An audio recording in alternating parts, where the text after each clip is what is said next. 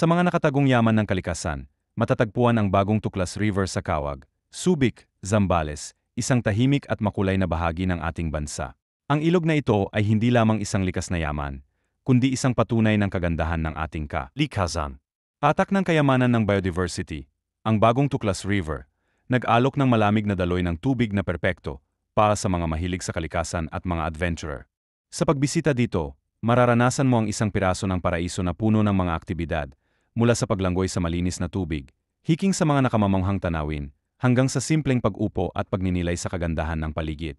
Halina tuklasin ang bagong Tuklas River sa Kawag Subic, Zambales, isang destinasyon na siguradong magbibigay inspirasyon at pagpapahinga sa sinumang bumisita.